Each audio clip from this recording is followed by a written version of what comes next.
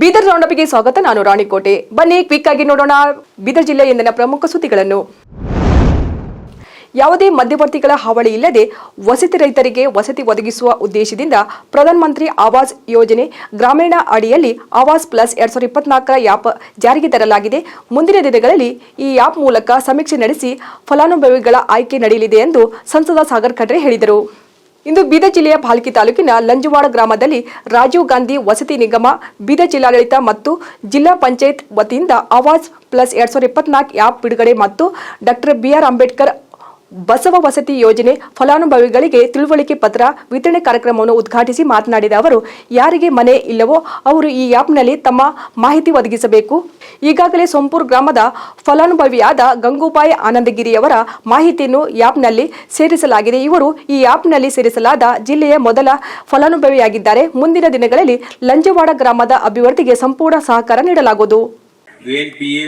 ಗ್ರಾಮೀಣ ಯೋಜನೆ ಅದ ಮತ್ತೆ ಸಮೀಕ್ಷೆ ಸ್ಟಾರ್ಟ್ ಆಗ್ತಾ ಇದೆ. ಈಗಾಗಲೇ ನಾವು ಸೋಂಪುರಲ್ಲಿ ನಾವು ಲಾಂಚ್ ಮಾಡಿದ್ವಿ, ಪ್ರಾರಂಭ ಮಾಡಿದ್ವಿ. ನಮ್ಗೆಲ್ಲರಿಗೂ ನಾವು ತಿಳಿಸ್ಬೇಕು, ಲಾಂಚ್ ಮಾಡಬೇಕು. ಇಡೀ ಜಿಲ್ಲೆಯಲ್ಲಿ ಯಾರು ಗುಡಿಸಲಲ್ಲಿ ಇರಬಾರ್ದು, ಗುಡಿಸಲು ಮುಕ್ತ ಬೀದರ್ ಜಿಲ್ಲೆ ಆಗಬೇಕು ಅಂತಂಬ ಉದ್ದೇಶದಿಂದ ನಾವು ಈ ಕಾರ್ಯಕ್ರಮವನ್ನು ನಾವು ಮಾಡ್ತಾ ಇದ್ದೀವಿ.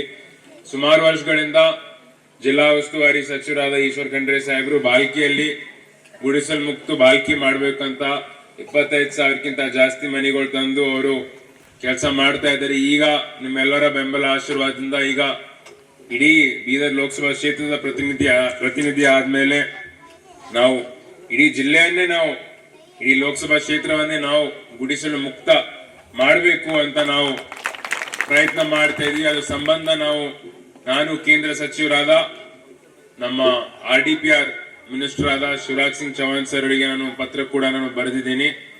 ನಮ್ಮ ಲೋಕಸಭಾ ಕ್ಷೇತ್ರಕ್ಕೆ ನೀವು ಇನ್ನೂ ಹೆಚ್ಚಿನ ರೀತಿಯಲ್ಲಿ ನೀವು ನಮ್ಗೆ ಮನೆಗಳು ಮಂಜೂರಾತಿ ಮಾಡ್ರಿ ಅಂತ. ಅದರಂತೆ ಅವರು ಈಗಾಗಲೇ ನಮ್ಮ ಲೋಕಸಭಾ ಕ್ಷೇತ್ರಕ್ಕೆ 50,000ಕ್ಕಿಂತ ಜಾಸ್ತಿ ಮನೆಗಳು ತಂದಿದ್ದಾರೆ. ಹಿಂದಿನ ಅವಧಿಯಲ್ಲಿ 5,000 ಮನೆಗಳು ಕೂಡ ಬಂದಿರಲಿಲ್ಲ. ಈ ಒಂದೇ ವರ್ಷದಲ್ಲಿ 50,000ಕ್ಕಿಂತ ಜಾಸ್ತಿ ಮನೆಗಳು ನಮ್ಮ ಲೋಕಸಭಾ ಕ್ಷೇತ್ರಕ್ಕೆ ಬಂದಿದ್ದಾವೆ. ಇದರಲ್ಲೂ ಕೂಡ ನಾವು ಎಷ್ಟೋ ಜನರಿಗೆ ಮನೆಗಳು ಹೆಂಗ್ ಬಂದಾವ ಅಂತಂದ್ರೆ ಸರ್ವೆ ಜಿಲ್ಲಾ ಪಂಚಾಯತ್ ಸಿಇಒ ಡಾಕ್ಟರ್ ಗಿರೀಶ್ ಬದೋಲೆ ಮಾತನಾಡಿ, ಸಂಸದರಾದ ಸಾಗರ್ ಖಂಡ್ರೆ ಅವರು ಮುತುವರ್ಜಿ ವಹಿಸಿ ಈ ಬಾರಿಯ 40,000ಕ್ಕೂ ಹೆಚ್ಚಿನ ಮನೆಗಳನ್ನು ಮಂಜೂರು ಮಾಡಿಸಿದ್ದಾರೆ. ಅದೇ ರೀತಿ ಬಸವ ವಸತಿ ಯೋಜನೆ ಅಡಿ 758 ಹಾಗೂ ಡಾಕ್ಟರ್ BR ಅಂಬೇಡ್ಕರ್ ವಸತಿ ಯೋಜನೆ ಅಡಿಯಲ್ಲಿ 1000 ಮನೆಗಳನ್ನು ಮಂಜೂರು ಆಗಿವೆ. ಈ ಹಿಂದೆ ಫಲಾನುಭವಿಗಳ ಆಯ್ಕೆ ಪ್ರಕ್ರಿಯೆಯಲ್ಲಿ ಸಾಕಷ್ಟು ಗೊಂದಲಗಳು ಸೃಷ್ಟಿಯಾಗುತ್ತಿದ್ದವು. ಸರ್ಕಾರ ಈ ಗೊಂದಲಗಳನ್ನು ನಿವಾರಣೆಗೆ ಆವಾಸ್ ಪ್ಲಸ್ 2024 ಆ್ಯಪ್ ಜಾರಿಗೆ ತಂದಿದ್ದು, ಇದರ ಮೂಲಕ ಸಮೀಕ್ಷೆ ನಡೆಸುವಂತೆ ಸರ್ಕಾರ ಆದೇಶ ನೀಡಿದೆ. ಈ ಹಿನ್ನೆಲೆಯಲ್ಲಿ ಈಗಾಗಲೇ ಸಂಬಂಧಪಟ್ಟ ಅಧಿಕಾರಿ ಹಾಗೂ ಸಿಬ್ಬಂದಿಗಳಿಗೆ ತರಬೇತಿ ನೀಡಿದ್ದು, ಅಧಿಕಾರಿಗಳು ಯಾವುದೇ ನ್ಯೂನತೆ ಇಲ್ಲದೆ ಸಮೀಕ್ಷೆ ಮಾಡಬೇಕು. ಜನರು ಸಹ ಅಧಿಕಾರಿಗಳಿಗೆ ಸಹಕಾರ ನೀಡಬೇಕೆಂದು ಹೇಳಿದರು. ಈ ಆಯ್ಕೆ ಏನಿದೆ ಅದು ಪ್ರಯಾರಿಟಿ ಆದ್ಯತೆ ಪಟ್ಟಿ ಅಂತ ಪ್ರಯಾರಿಟಿ ವೇಟಿಂಗ್ ಲಿಸ್ಟ್ ಸುಮಾರು 2018-19 ಮಾಡಿದ್ರು. ಅದರಲ್ಲಿ 61,328 ಪ್ರಯಾರಿಟಿ ಲಿಸ್ಟ್ ಅಲ್ಲಿ ಇದ್ದಾರೆ. ಅವರಿಂದ ಇದು ಸೆಲೆಕ್ಷನ್ ಮಾಡಬೇಕಂತ ಈ ಗುರಿ ಬಂದಿತ್ತು. ಸೊ ಇದರಲ್ಲಿ ಸಾಕಷ್ಟು ಸಮಸ್ಯೆಗಳು ಜಿಲ್ಲೆಯಾದ್ಯಂತ ಬರ್ತಾ ಇದೆ. ಏನಂದ್ರೆ ಕೆಲವರು ಕಟ್ಕೊಂಡಿದ್ದಿರ್ತಾರೆ, ಕೆಲವರು ಬೇರೆ ಯೋಜನೆಯಲ್ಲಿ ಕಟ್ಕೊಂಡಿರ್ಬೋದು, ಅಥವಾ ಕೆಲವ್ರದ್ದು ಹೆಸರು ಬಟ್ಟಿಯಲ್ಲಿ ಇಲ್ಲ. ಸೊ ಇತ್ಯಾದಿ ಸಮಸ್ಯೆಗಳಿತ್ತು. ಅದಕ್ಕಾಗಿ ಈಗ ಹೊಸ ಆ್ಯಪ್ನು ಆವಾಸ್ ಪ್ಲಸ್ 2024 ಈ ಆ್ಯಪ್ ಮೂಲಕ ಹೊಸ ಸಮೀಕ್ಷೆಯನ್ನು ಸರ್ಕಾರವು ಆದೇಶ ಕೊಟ್ಟಿದೆ, ಹೊಸ ಸಮೀಕ್ಷೆ ಮಾಡೋದಕ್ಕೆ. ಸೊ ಆ ಸಮೀಕ್ಷೆಯಲ್ಲಿ ಮಾನ್ಯ MP ಸರು ಮೊನ್ನೆ ಉದ್ಯೋಗ ಮೇಳ ಬೀದರ್ ಜಿಲ್ಲೆಯಲ್ಲಿ ನಾವು ಉದ್ಯೋಗ ಮೇಳ ಕಂಡಕ್ಟ್ ಮಾಡಿದ್ದು. ಆ ಸನ್ನಿವೇಶದಲ್ಲಿ ಮಾನ್ಯ MP ಸರು ಆವಾಸ್ ಪ್ಲಸ್ ಆ್ಯಪ್ಗೆ ಚಾಲನೆ ಕೊಟ್ಟಿದ್ದಾರೆ. ಜೊತೆಗೆ MP ಸರ್ ಆದಿನ ಹೇಳಿದ್ರು, ನಾನು ಒಂದು ಗ್ರಾಮ ಪಂಚಾಯತ್ ರಾಜ್ಯಾದ್ಯಂತ ವಿವಿಧ ಸಂಘಟನೆಗಳು AJ ಸದಾಶಿವ ಆಯೋಗ ವರದಿ ಜಾರಿಗೆ ತರಬೇಕೆಂದು ಹೋರಾಟ ನಡೆಸುತ್ತಿದ್ದಾರೆ. ಆದರೆ ಒಳ ಮೀಸಲಾತಿ ಎಂಬುದು ಸಂವಿಧಾನಿಕ ಪದ ಅಲ್ಲ, ಅದು ಜಾತಿ ಉಪಜಾತಿಗಳ ನಡುವೆ ಜಗಳ ಹಚ್ಚುವ ಕೆಲಸ ಎಂದು ಕರ್ನಾಟಕ ಭೀಮಸೇನೆಯ ರಾಜ್ಯ ಕಾರ್ಯದರ್ಶಿ ವಿಷ್ಣುವರ್ಧನ್ ವಾಲ್ದೊಡ್ಡಿ ಅವರು ಕಿಡಿಕಾರಿದರು. ಇಂದು ಬೀದರ್ ನಗರದ ಜಿಲ್ಲಾ ಪತ್ರಿಕಾ ಭವನದಲ್ಲಿ ಪತ್ರಿಕಾಗೋಷ್ಠಿ ನಡೆಸಿ ಮಾತನಾಡಿದ ಅವರು, ಬಾಬಾ ಸಾಹೇಬರು ಸಂವಿಧಾನದ ಬರೆಯುವ ಸಂದರ್ಭದಲ್ಲಿ ಸರ್ವರಿಗೂ ಸಮಾನ ಅವಕಾಶಗಳು ಸಿಗಲಿ ಎಂದು ಮೀಸಲಾತಿಯನ್ನು ನೀಡಿದ್ದರು. ಆದರೆ ನಮ್ಮನ್ನು ಆಳುವ ಸರ್ಕಾರಗಳು ಒಳ ಮೀಸಲಾತಿ ಎಂಬ ವಿಷಯವನ್ನು ಬಿತ್ತಿ ಅಣ್ಣ ತಮ್ಮರಂತಿರುವ ನಮ್ಮಲ್ಲಿ ಜಗಳ ಹಚ್ಚಿ ಒಡೆದಾಳುವ ನೀತಿ ಅನುಸರಿಸುತ್ತಿದೆ. ಒಳ ಮೀಸಲಾತಿ ನೀಡಿದ ನಮ್ಮನ್ನು ಒಡೆದು ಬಲಹೀನ ಮಾಡುವ ಹುನ್ನಾರವನ್ನು ರಾಜಕಾರಣಿಗಳು ಮಾಡುತ್ತಿದ್ದಾರೆ. ಅದರಿಂದ ಈ ಒಳ ಮೀಸಲಾತಿಯನ್ನು ವಿರೋಧಿಸಿ ಇದೇ ಫೆಬ್ರವರಿ 23ರಂದು ಎಲ್ಲ ದಲಿತ ಸಮುದಾಯದ ಮುಖಂಡರ ನೇತೃತ್ವದಲ್ಲಿ ಒಂದು ಸಭೆಯನ್ನು ಹಮ್ಮಿಕೊಳ್ಳಲಾಗಿದೆ.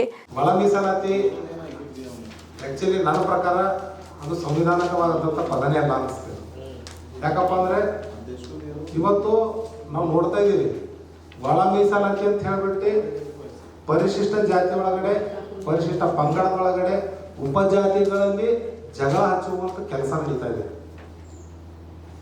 ಇವತ್ತು ನಾನು ಯಾಕೆ ತಮ್ಮ ಮುಖಾಂತರ ತಿಳಿಸ್ತಾ ಇದ್ದೀನಿ ಅಂತಂದರೆ, ಇವತ್ತು ಬಂದ ವೇಳೆ ನಾವು ಎಚ್ಚೆತ್ಕೊಂಡಿಲ್ಲ ಅಂತಂದರೆ ಮುಂದಿನ ದಿನಗಳಲ್ಲಿ ನಮ್ಮ ಮಕ್ಕಳಿಗೆ ಮುಂದೆ ಬರ್ತಕ್ಕಂಥ ಪೀಳಿಗೆಗಳಿಗೆ ಒಂದು ಭವಿಷ್ಯ ಇಲ್ಲ ಅಂತ ಹೇಳ್ತಾ ಇದ್ದೀನಿ.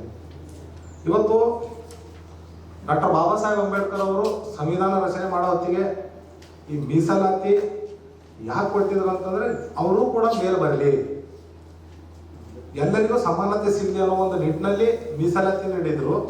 ಆದರೆ ಇವತ್ತಿನ ಆಳುವ ಸರ್ಕಾರಗಳು BJP ಸರ್ಕಾರ ಆಗಿರ್ಬೋದು, ಕಾಂಗ್ರೆಸ್ ಸರ್ಕಾರ ಆಗಿರ್ಬೋದು, ಈ ಒಳ ಮೀಸಲಾತಿ ಎನ್ನುವ ಒಂದು ವಿಷಬೀಜ ಬಿತ್ತಿ ಇವತ್ತು ಎಲ್ಲ ಸಮುದಾಯದಾಗಿರ್ತಕ್ಕಂಥ ನಮ್ಮ ಅಣ್ಣ ತಮ್ಮಂದಿಯರಿಗೆ, ಎಲ್ಲ ಪರಿಶಿಷ್ಟ ಜನಾಂಗದಾಗಿರ್ತಕ್ಕಂಥ ಉಪಜಾತಿಗಳು, ಹೊಲೆ ಆಗಿರ್ಬೋದು, ಮಾದಿಗ ಆಗಿರ್ಬೋದು, ಲಂಬಾಣಿ ಆಗಿರ್ಬೋದು, ಕೊರವ ಆಗಿರ್ಬೋದು, ಕೊಡಚ ಆಗಿರ್ಬೋದು, ಮತ್ತು 108 ಜಾತಿಗಳೆಲ್ಲ ನಾವು ಅಣ್ಣ ತಮ್ಮಂದಿರ ಥರ ಇದ್ದೀವಿ. ಮಾಜಿ ಸಚಿವ ಅವರ ಶಾಸಕ ಪ್ರಭು ಚವ್ಹಾಣ್ ಹಾಗೂ ಬಸವ ಕಲ್ಯಾಣ ಶಾಸಕ ಶರಣು ಸಲಗಾರ್ ಅವರು ಉತ್ತರ ಪ್ರದೇಶದ ಪ್ರಯಾಗ್ರಾಜ್ನಲ್ಲಿ ನಡೆಯುತ್ತಿರುವ ಮಹಾಕುಂಭ ಮೇಳದಲ್ಲಿ ಪಾಲ್ಗೊಂಡು ತ್ರಿವೇಣಿ ಸಂಗಮದಲ್ಲಿ ತೀರ್ಥಸ್ನಾನ ಮಾಡಿದರು. 144 ವರ್ಷಗಳಿಗೆ ಒಮ್ಮೆ ನಡೆಯುವ ಮಹಾಕುಂಭ ಮೇಳದಲ್ಲಿ ಗಂಗಾ, ಯಮುನಾ ಹಾಗೂ ಸರಸ್ವತಿ ನದಿಗಳ ತ್ರಿವೇಣಿ ಸಂಗಮದಲ್ಲಿ ವಿಶೇಷ ಪೂಜೆ ನೆರವೇರಿಸಿ ಭಕ್ತಿ ಭಾವದಿಂದ ಪುಣ್ಯ ಸ್ನಾನ ಮಾಡಿದರು. ಈ ವೇಳೆ ಹರ ಹರ ಮಹಾದೇವ, ಶ್ರೀರಾಮ, ಗಂಗಾ ಸರಸ್ವತಿ ಮಾತೆಗೆ ಜಯವಾಗಲಿ ಎನ್ನುತ್ತಾ ಗಂಗೆಯಲ್ಲಿ ಮಿಂದೆದ್ದರು.